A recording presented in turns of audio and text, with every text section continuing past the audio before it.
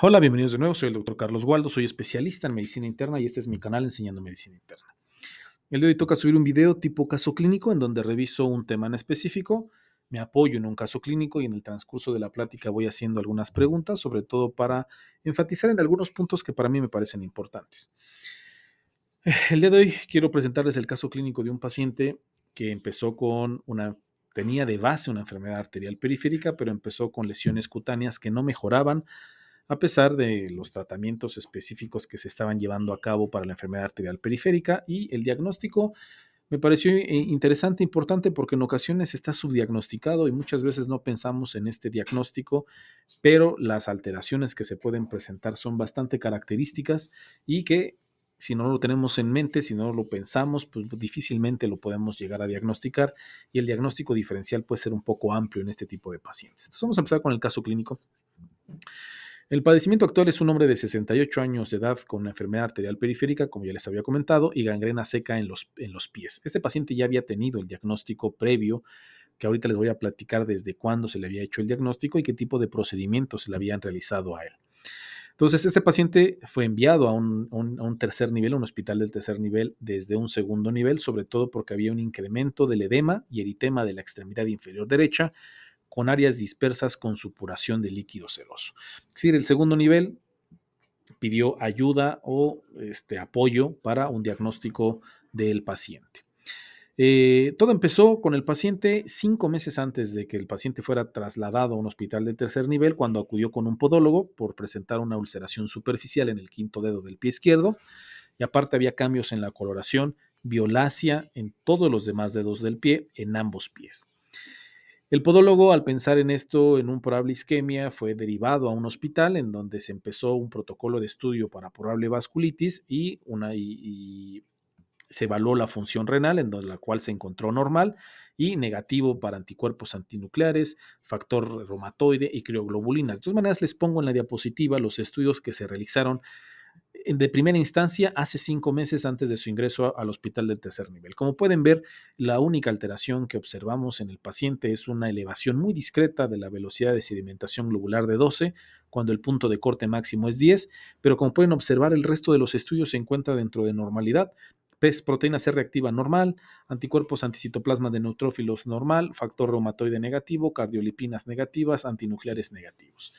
Entonces, finalmente al paciente se le diagnosticó con enfermedad arterial periférica. Entonces, como les comentaba, el paciente ya tenía un diagnóstico de base o previamente establecido 5 meses antes de haber sido trasladado a su hospital. Al ser diagnosticado con enfermedad arterial periférica, comentaron que muy probablemente esta gangrena seca en los dedos de los pies muy probablemente fuera secundaria a esta situación, ¿no? Los factores de riesgo específicamente que el paciente tenía fueron tratados con antihipertensivos, estatina, aspirina a dosis bajas, pero algo que no suspendió y que era un factor de riesgo también importante era el tabaquismo. El paciente no dejó de fumar. Finalmente, a pesar del tratamiento que se estableció con el paciente 2 meses después de que empezó con estas lesiones, tuvo que ser sometido a una endarterectomía femoral izquierda con angioplastía para tratar la enfermedad arterial periférica. Es decir, no vieron mejoría en los síntomas del paciente, por lo que tuvo que ser sometido a un procedimiento quirúrgico. Sin embargo, a pesar de que el paciente fue sometido a este procedimiento, a la angioplastía, los cambios isquémicos en sus pies continuaron y desarrolló áreas necróticas, ya formó necrosis el paciente. En el pie derecho, en el hallux y cuarto y quinto dedo, y en el pie izquierdo, en el hallux y las caras distal del segundo, tercero y quinto dedo. 3 semanas antes de que ingresara o que fuera trasladado al hospital de tercer nivel, los médicos decidieron realizar otra angioplastía, pero en la arteria femoral superficial derecha. Es decir, 2 angioplastías, izquierda, derecha. Se dio tratamiento para sus factores de riesgo, pero el problema no parecía mejorar. El paciente finalmente quedó en postración. El paciente recibió rehabilitación en un centro especializado y se les dio tratamiento adecuado a la gangrena que presentaba en los dedos de los pies, y que el paciente, al tener estas lesiones tan importantes, pues ya no soportaba su peso y necesitaba apoyo para la movilización e inclusive una grúa para poder llevar a cabo los traslados. Presentaba dolor crónico, el dolor ya cada vez era más importante, no había mejoría del dolor en las extremidades inferiores, no había pérdida de la sensibilidad, pero sí de la fuerza. 3 de 5 en las extremidades inferiores de manera bilateral. Como antecedentes de importancia, además de todas estas evolución de 5 meses que les estoy comentando, el paciente, como ya les había comentado, tabaquismo, pero también tenía hipertensión, EPOC, hipotiroidismo, sufría constantemente de retención urinaria y tenía estreñimiento. Se le había hecho un diagnóstico previo a toda esta situación, a este cuadro clínico de anemia ferropénica, había recibido hierro suplementario, sin embargo se suspendió porque la anemia había mejorado.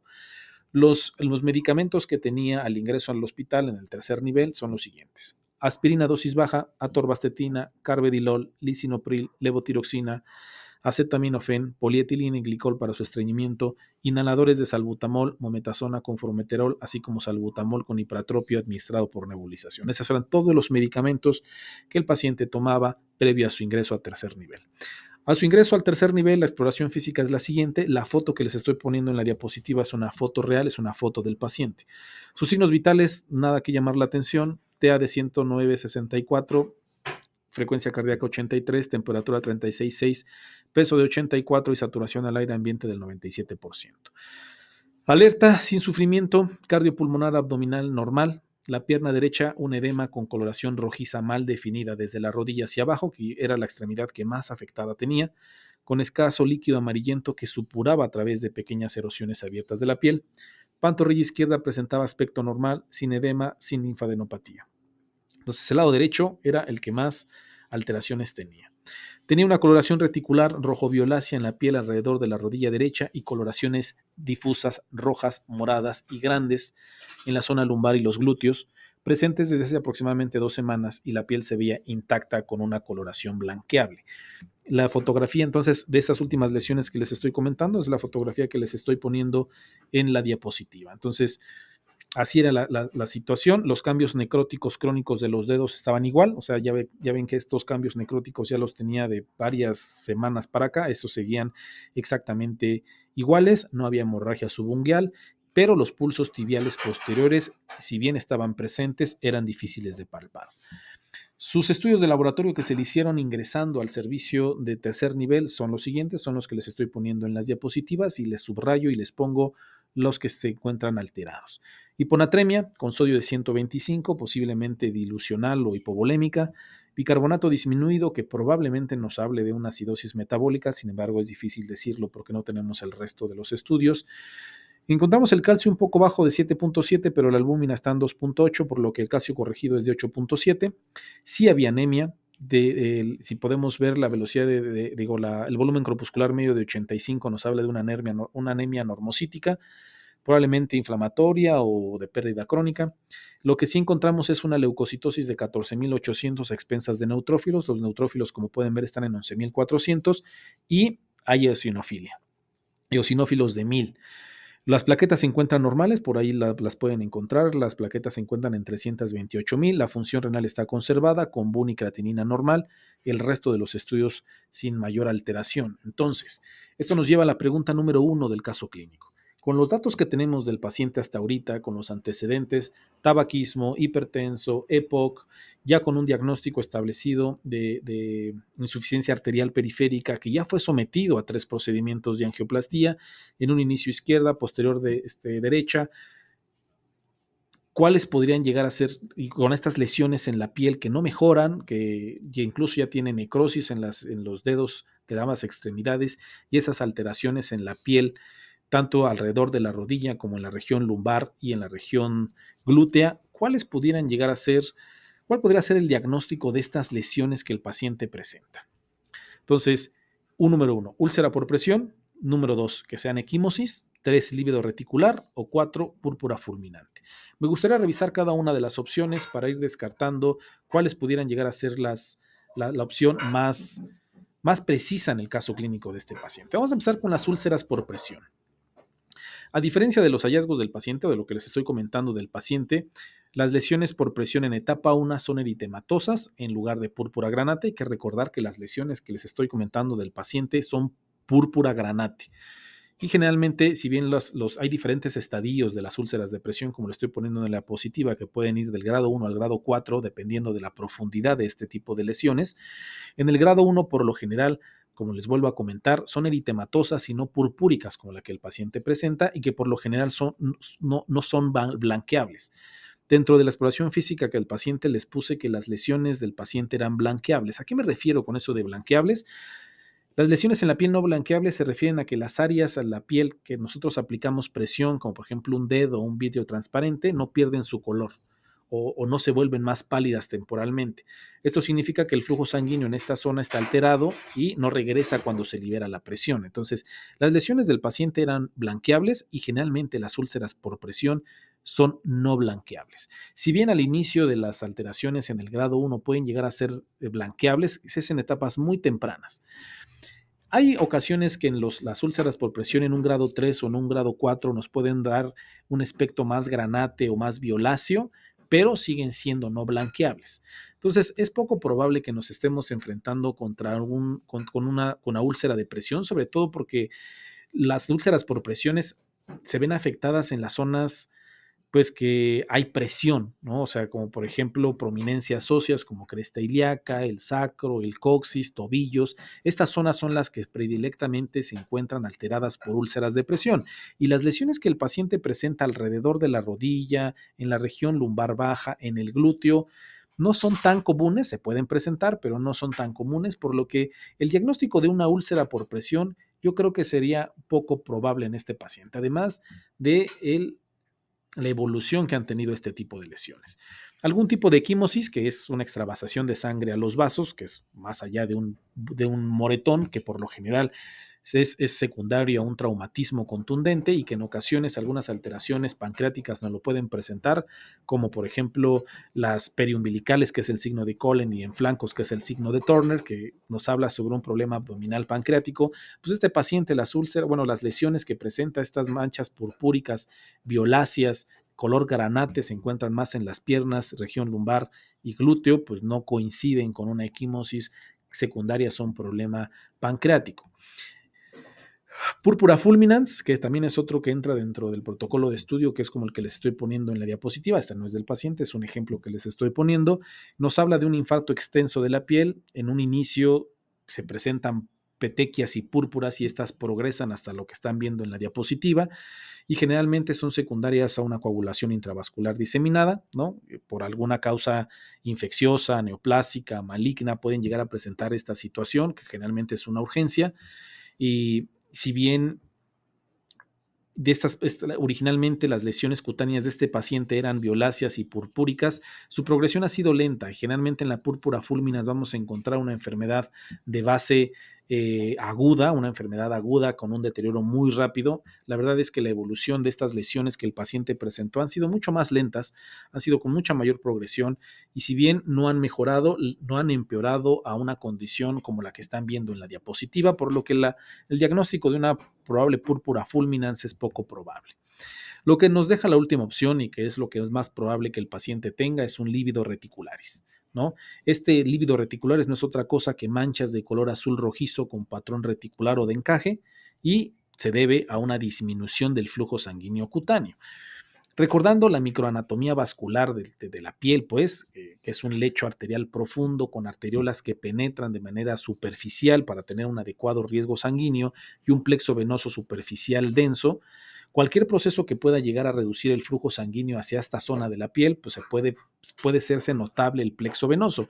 Y encontramos dos tipos de lívidos reticulares. Nos vamos a enfrentar nosotros contra dos tipos de lívidos reticulares, el primario y el secundario. El primario, que es aquel fisiológico, es un vasoespasmo fisiológico, como por ejemplo cuando es una exposición al frío. Algunas personas, sobre todo aquellas personas que tienen la piel un poco más clara, se puede provocar esta decoloración que generalmente es reversible y es cuestión de un tiempo no muy prolongado. Cuando ya se calienta la extremidad, cuando se regresa a la temperatura normal, este tipo de lívido reticular es primario, pues se revierte. A diferencia del lívido reticular y secundario, que aquí sí es por algún tipo de enfermedad, sobre todo sistémica, que es irreversible y que la progresión del lívido reticularis por la disminución del flujo sanguíneo sí puede provocar lesiones mucho más severas a nivel cutáneo, hasta hablar de lesiones pues necróticas, ¿no? Entonces, Generalmente, las condiciones por las que nosotros vamos a encontrar que provocan un lívido reticularis irreversible pueden ser por estados de hipercoagulabilidad, como el síndrome de anticuerpos antifosfolípidos, la púrpura trombocitopénica trombótica, algunas enfermedades autoinmunes, sobre todo aquellas que generan una vasculitis importante, como por ejemplo la granulomatosis con poliangitis o antes conocida como Wegener, nos puede provocar este tipo de lesiones en lívidos reticulares.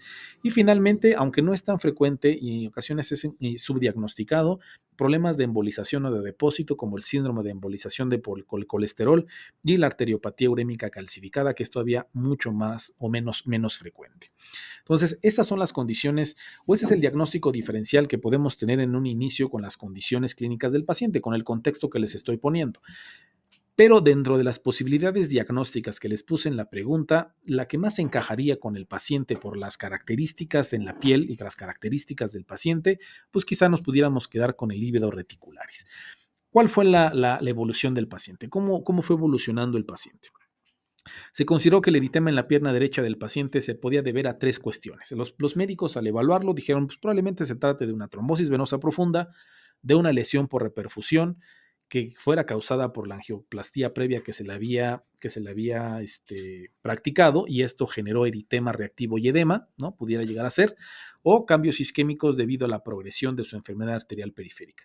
A pesar de que ya había sido tratado con angioplastía derecha e izquierda, que el problema siguiera avanzando y que hubiera sido una angioplastía pues no efectiva, que no hubiera controlado este problema.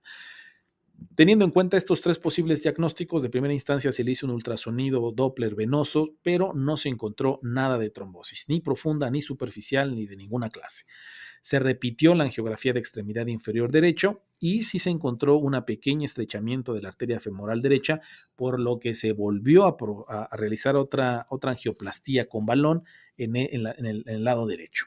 Sin embargo, a pesar de que el paciente, los médicos que sospecharon que probablemente estas lesiones en la piel se debían a este pequeño estrechamiento de la arteria femoral derecha, las lesiones en la piel no mejoraron. 2 días después de la angioplastía, el aspecto rojo, morado y granate de la piel alrededor de la rodilla derecha persistían y ahora incluso se encontraban en el lado izquierdo, en la rodilla izquierda. Esta es la diapositiva, esta es una imagen del paciente, es la foto de la imagen del paciente 2 días después de la segunda angioplastía que se le realizó en el lado derecho. Al quedarse sin opciones los médicos, por eso se derivó y se pidió una interconsulta al servicio de dermatología para ver si le podía realizar una biopsia cutánea y si ameritaba algún otro tipo de protocolo de estudio. Los dermatólogos de primera instancia solicitaron otro panel de estudios, ¿no? Y en estos estudios que de dermatología solicitó, encontramos dos parámetros que sí están alterados. Velocidad de sedimentación globular, que ya venía estando alta, se acuerdan que previamente estaba en 102, ahorita seguía en 104, discretamente alta, pero fuera de rangos. Y ahora sí, la PCR, la proteína C reactiva, sí se encontraba extremadamente elevada. Hace 5 meses se encontraba normal, pero en esta ocasión sí estaba extremadamente alta. 198 con punto de corte por debajo de 5. Se le hicieron paneles para sobre todo descartar vasculitis por ANCAS, que los anticuerpos anticitoplasma de neutrófilos, pero se encontraron negativos, factor reumatoide negativo. Se hizo el panel para síndrome de anticuerpos antifosfolípidos con beta-2 glucoproteínas y cardiolipinas, los cuales se encontraron negativos, y se realizó también de nueva cuenta anticuerpos antinucleares, los cuales permanecieron negativos. Entonces, enfermedad autoinmune, ¿no? O por complejos inmunes, no pareciera ser el origen de estas lesiones cutáneas, ¿no? Ya se le había practicado algunos de ellos, pero se repitieron y seguían encontrándose negativos. Lo que nos lleva a la pregunta número 2 en este paciente, en este caso clínico. ¿Cuál es la causa más probable del lívido reticularis de este paciente? Ya analizando bien las lesiones de la piel, se llegó a la conclusión entonces de que era un lívido reticularis, ya se descartaron las otras cuestiones que pudieran llegar a asemejar estas lesiones en la piel y se llegó a la conclusión de que es un lívido reticularis. ¿Cuál es la causa de ese lívido reticularis? Ya vimos que la insuficiencia arterial periférica no es por ahí, y es que muchas veces los médicos nos casamos con un diagnóstico, o sea, el paciente ya viene arrastrando un diagnóstico de insuficiencia arterial periférica, y en ocasiones queremos embonar esos síntomas que el paciente tiene a la enfermedad que nosotros ya tenemos establecida. Y ya vimos, por ejemplo, en este caso clínico, que a pesar de que se le ha dado tratamiento para los factores de riesgo de la insuficiencia arterial periférica, ya se practicaron 3 angioplastías, el paciente las lesiones en la piel siguen avanzando. Entonces, sí, el paciente tiene insuficiencia arterial periférica, tiene todas las condiciones que nos hablan de una insuficiencia arterial periférica, pero no está explicando por qué carajos las lesiones en la piel siguen presentándose, siguen avanzando y no mejoran. Entonces, tenemos que pensar en un diagnóstico alterno o un segundo diagnóstico que esté generando estas alteraciones. ¿Y cuáles de estas alteraciones pudieran llegar a estar explicando el lívido reticulares? Púrpura trombocitopénica trombótica adquirida, síndrome de anticuerpos antifosfolípidos, síndrome de embolización de colesterol o tromboangiitis obliterante, también conocida como síndrome de Buerger. ¿Cuál podría llegar a ser la causante de las lesiones en la piel en el paciente? Vamos a revisar cada una de ellas para poder ir descartándolas poco a poco. Al igual que otras microangiopatías trombóticas, como es la púrpura trombocitopénica trombótica, se pueden llegar a presentar manifestaciones cutáneas y una de ellas se puede presentar un lívido reticulares. Pueden presentarse petequias, puede haber equimosis y también puede provocarse púrpura. Recordando a grandes rasgos qué es la PTT, la púrpura trombocitopénica trombótica, es una enfermedad autoinmune, ¿no? que se ve involucrado el ADAMS 13, que está disminuido o está ausente, lo que provoca una alteración del factor de von Willebrand con una agregación plaquetaria inapropiada. Sin embargo, en estos pacientes, además de las lesiones cutáneas que se pueden presentar, lo que normalmente vamos a encontrar en el contexto general del paciente es una anemia hemolítica, CUMS negativas, trombocitopenia y se pueden llegar a provocar disfunción orgánica, sobre todo alteraciones en el sistema nervioso central. Este diagnóstico es poco probable en el paciente porque el paciente número 1 no presenta trombosis, número 2 no hay trombocitopenia, como les comenté, y por eso les hice énfasis en los estudios que se realizaron y la biometría hemática que nos presentaron, es que las plaquetas se encontraban dentro de parámetros normales. No hay alteraciones que nos hablen de algún tipo de problema hemolítico, ¿no? Las bilirrubinas se encontraban normales, si bien había anemia, era una anemia normocítica, ¿no? Entonces no pareciera haber hemólisis y el paciente no presentaba alteraciones neurológicas. Neurológicamente el paciente se encontraba íntegro, por lo que este diagnóstico es muy poco probable. Anticuerpos antifosfolípidos. Es otra enfermedad autoinmune que se caracteriza por trombosis. En ocasiones se pueden llegar a presentar pacientes con trombocitopenia. Si llegamos a presentar o llegamos a encontrar pacientes con trombocitopenia, encontramos niveles de plaquetas entre 50 a 150 mil, es más o menos el aproximado. El paciente tenía plaquetas dentro de parámetros normales. También puede haber hemólisis, como ya vimos, tampoco hay datos sugerentes en el paciente o en este paciente en particular que tenga datos de hemólisis. Y a diferencia, por ejemplo, de la PTT, la SAF no es un proceso hemolítico microangiopático, por lo que no se van a ver esquistocitos en el frotis periférico. A veces en estas enfermedades se presenta junto con algunas otras enfermedades autoinmunes, no es 100% que se presenten ambas, pero un buen porcentaje de pacientes con síndrome de anticuerpos antifosfolípidos se van a presentar con lupus eritematoso específico. Es poco probable que este paciente tenga la enfermedad, sobre todo porque no hay antecedentes de trombosis, las plaquetas están normales, no hay datos de hemólisis. Si bien estos pacientes pueden presentar lesiones cutáneas como lívidos reticulares y vasculopatía livedoide, por lo general pues, sería la única cuestión que pudiera encajar en el síndrome de anticuerpos antifosfolípidos. Además, hay que recordar que ya se practicó en 2 ocasiones anticuerpos antifosfolípidos, beta 2 y cardiolipinas, y en ambos salieron negativos, por lo que hace muy poco probable que el paciente que estamos viendo en estos momentos se tenga un diagnóstico de anticuerpos antifosfolípidos. Enfermedad de Buerger o la tromboangiitis obliterans. Es una vasculitis que en efecto es inflamatoria, que puede provocar necrosis, que puede provocar isquemia, sobre todo a manera distal, en las manos en los dedos de las manos y en los dedos de los pies. Sin embargo, es mucho más común en pacientes, si bien hombres, más jóvenes, alrededor de los 40, 50 años es como cuando se presenta y no se sabe una causa específica del por qué se genera esta enfermedad, pero tiene una asociación muy fuerte con aquellos pacientes que fuman. Los estudios de laboratorio en este tipo de pacientes por lo general no encontramos elevación de reactantes de fase aguda, es decir, reactantes de inflamación como la BCG o la PCR, que sí estaban elevados en nuestro paciente y que por lo general los anticuerpos se encuentran negativos. Si bien el paciente es varón y fuma, sería inusual que presentara lesiones, sobre todo porque está fuera del rango de edad. Nuestro paciente está más cercano ya a los 70 años, ¿no? Y pues el diagnóstico inicial o el de base es una insuficiencia arterial periférica, es una afección de grandes vasos, de arterias grandes. Este tipo de problemas o la enfermedad de Berger generalmente causa o afecta vasos de pequeño a mediano calibre. No son característicos, es poco probable, no presenta ese tipo de lesiones como la que está presentando el paciente. Lo que nos queda solamente una opción y es embolización del colesterol, ¿no? Sobre todo, y ahorita les va a ir cayendo el 20 porque pues el paciente tenía factores de riesgo o el principal factor de riesgo para desarrollar el problema. Si bien puede ocurrir espontáneamente, es decir, sin que se haga ningún tipo de procedimiento, ningún traumatismo, absolutamente nada y puede presentarse de la nada, el mayor porcentaje de los pacientes que van a tener este tipo de síndrome, el síndrome de embolización por colesterol, es porque fueron sometidos a algún tipo de procedimiento vascular, cateterismo cardíaco, cateterismos vasculares aórticos infrarrenales o infrainguinales son los que más van a presentar este problema. Y debido a que el paciente empezó con las lesiones cutáneas 3 semanas después de la angiografía de la extremidad inferior, este diagnóstico lo hace muy probable en el paciente. ¿Qué es esto de la embolización de colesterol? Es una ruptura de la placa aterosclerótica, el ateroma se rompe, hay una microembolización que va a afectar sobre todo a los vasos de mediano y pequeño calibre, no a los de grande calibre, sino a los de mediano y pequeño calibre. Y las lesiones que va a generar este problema, estas microembolizaciones, son por dos cuestiones, no solamente por la obstrucción, sino también el proceso inflamatorio que va a generar esta obstrucción. Entonces, son dos mecanismos por los cuales el paciente va a presentar sobre todo lesiones cutáneas. El corte de la circulación por la obstrucción y la inflamación que genera esta obstrucción por los microémbolos de colesterol.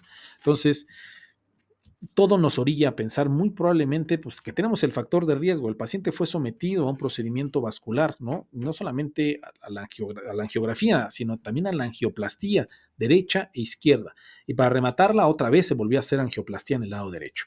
Entonces, como les comentaba, es un proceso microembólico, a diferencia del síndrome de embolización arterial, más que es mucho más común.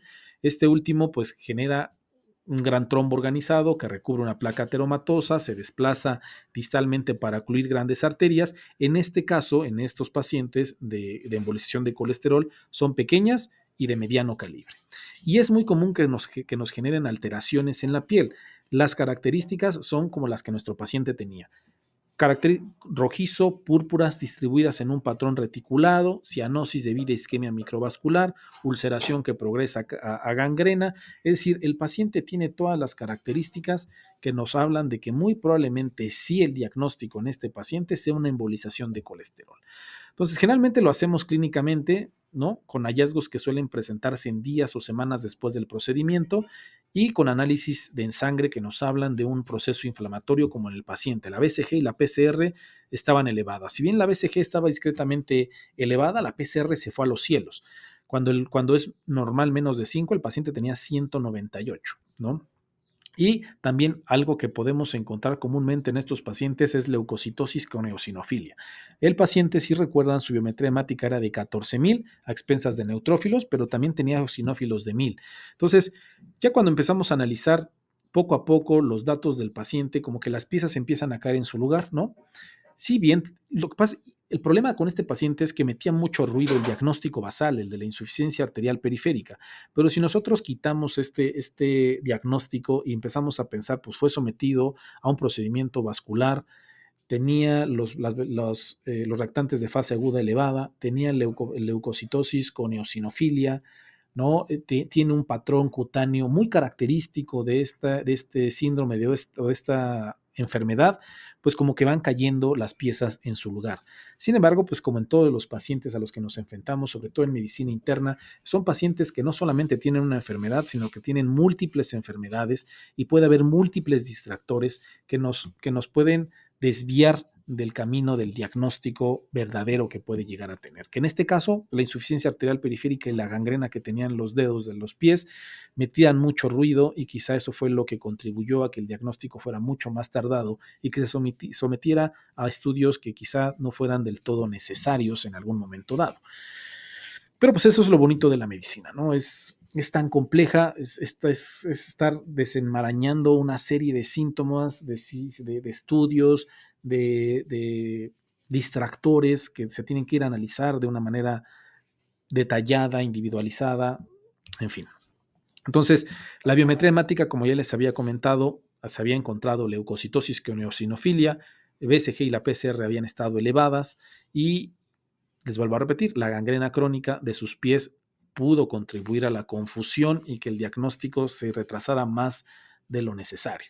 Finalmente, el paciente se le realizó por parte del servicio de dermatología biopsia por punción cutánea y se encontraron cristales de colesterol embólico, lo que se confirmó el diagnóstico de síndrome de embolización de colesterol.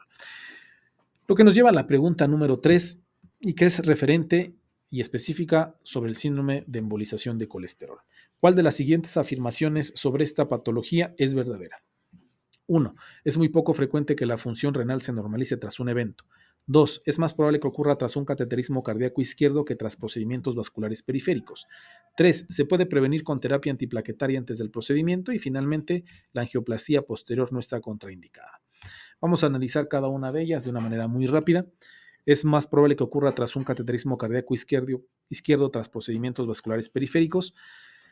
Los estudios observacionales, porque pues es lo que se tiene en la literatura, lo único que tenemos son estudios observacionales. Se ha encontrado que los pacientes sometidos a cirugía cardíaca o reparación aórtica abdominal tienen un mayor riesgo de desarrollar esta complicación o desarrollar esta patología que aquellos que se someten a una angiografía coronaria o procedimientos mínimamente invasivos. ¿Se puede presentar? Sí, pero es muy bajo. Nos habla en la literatura de 1 al 2%, o sea, es extremadamente bajo. Entonces, es poco probable que también haya que esté subdiagnosticada, ¿no? Que no se haga el diagnóstico y a lo mejor esta incidencia sea un poco más alta de lo que nos menciona la literatura, pero los datos que tenemos hasta la fecha es que con procedimientos mínimamente invasivos es poco probable y la incidencia es baja, máximo un 2%. Se puede prevenir con antiplaquetarios si les damos medicamentos antiplaquetarios antes del procedimiento y podemos llegar a prevenir esta complicación. La verdad es que no existe evidencia, no existe estudios al respecto o evidencia científica que sustente esta indicación de antiagregantes plaquetarios. Nos comentan en la literatura médica que la mejor forma de tratar de prevenir este tipo de complicaciones es que controlemos los factores de riesgo, ¿no? Mejorar la presión arterial, que el paciente deje de fumar, a lo mejor utilizar una estatina en cuanto encontremos dislipidemias para estabilización de la placa, para controlar mejor el colesterol, pero la verdad es que no hay nada que nosotros podamos hacer para prevenir este tipo de complicación. La angioplastia posterior no está contraindicada, ¿no? Se desconoce si se puede llegar a provocar otro síndrome de embolización si se practica de nueva cuenta otro procedimiento de esta naturaleza.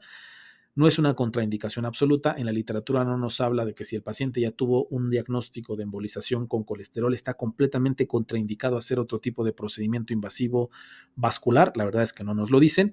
Nos comentan que se tiene que individualizar, ver los riesgos, beneficios del paciente, si es completamente necesario, si no se puede hacer otro tipo de procedimiento no invasivo, pero la verdad es que propiamente dicho que se contraindique otro procedimiento vascular por haber tenido este diagnóstico previamente, pues no es una contraindicación.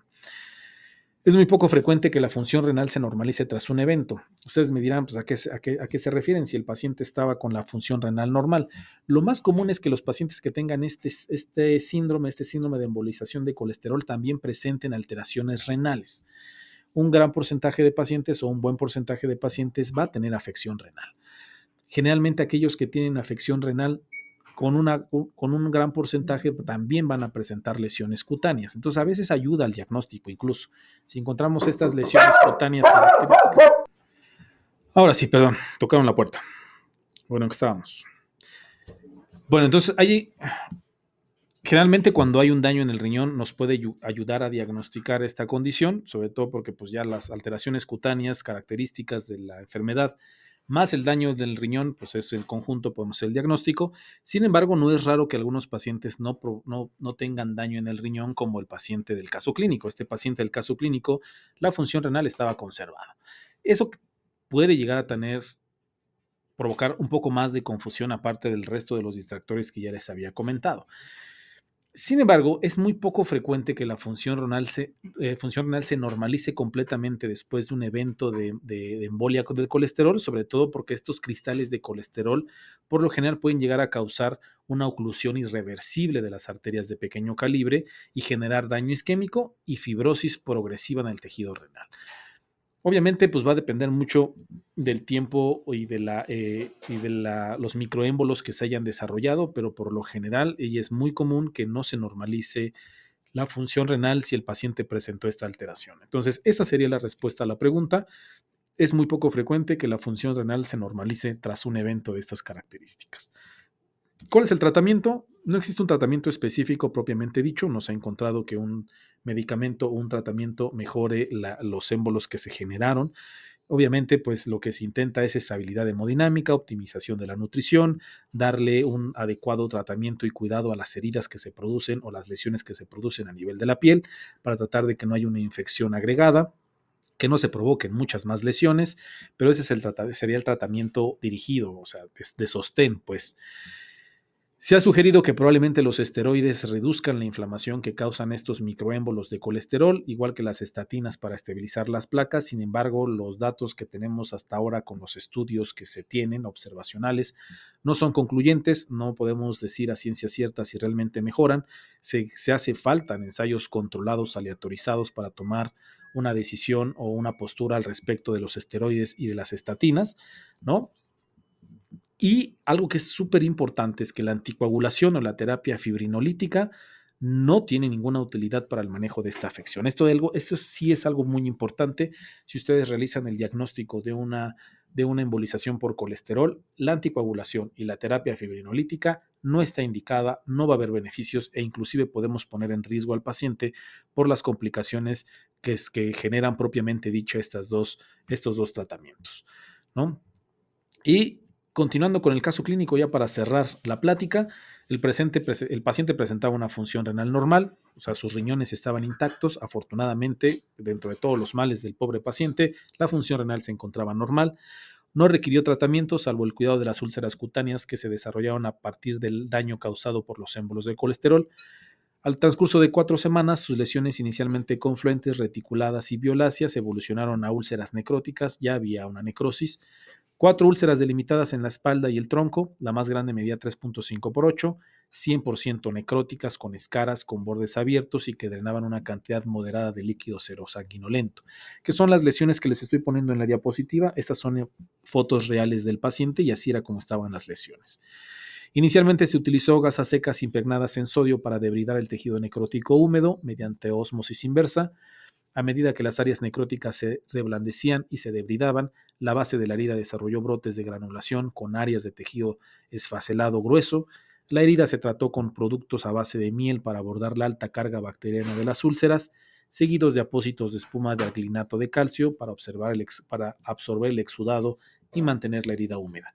No fue necesario el debridamiento quirúrgico, no se utilizaron agentes antibacterianos sistémicos ni tópicos. Esta es la evolución del paciente. Esta es una foto después de todos los procedimientos y todos los cuidados que les acabo de comentar que se realizaron. Y finalmente, 5 meses después de que el paciente fue hospitalizado, las úlceras habían mejorado. Si se utilizaron apósitos hidrocoloides, a los 8 meses todas las úlceras habían cicatrizado, dejaron ciertas secuelas de las lesiones, pero propiamente dicho, mejoraron en muy buena proporción. Desafortunadamente, pues bueno, la gangrena que ya tenía en los dedos del pie, pues sí progresó al medio pie y finalmente requirió de amputación bilateral por encima de la rodilla. Una vez que el paciente disminuyó su catabolismo por la gangrena crónica y tras recibir un excelente cuidado de la herida y optimizar la nutrición oral, las úlceras causadas por la embolia de colesterol cicatrizaron por completo y recuperó su estado de salud inicial. Desafortunadamente, el paciente terminó en amputación por las lesiones necróticas que en el pie, y esto sí era propiamente dicho, pues entre la embolización y la insuficiencia arterial periférica. Desafortunadamente no pudo salvarse de esa situación, pero el resto de las lesiones y las alteraciones en la piel por fin mejoraron y ya no siguieron avanzando, por lo que estas son las causantes o estas son las causas que puede generar este tipo de enfermedad, como es la embolización del colesterol. Se necesita mucha sospecha clínica, ¿no? Con este tipo de patologías, alta sospecha, conocer la enfermedad para poder buscar el diagnóstico, ¿no? Y sobre todo, si necesitamos esos conocimientos porque si buscamos las pistas, pues ahí las vamos a encontrar, ¿no? El paciente tenía tabaquismo, tenía factores de riesgo, fue sometido a un procedimiento vascular, tenía elevación de la inflamación, BCG, de PCR, leucocitosis, con eosinofilia, un patrón cutáneo característico de esta condición, en fin. El que busca encuentra, obviamente si nosotros conocemos la patología podemos buscar intencionadamente, ¿no? Disminuir de una manera muy importante el diagnóstico diferencial solamente con las lesiones y con los datos que les comenté. Entonces, la verdad es que me pareció un dato importante, un diagnóstico interesante, en ocasiones subdiagnosticado si no lo buscamos de una manera intencionada. Y pues nada, eso sería todo. Muchísimas gracias, que tengan un bonito día y una excelente semana.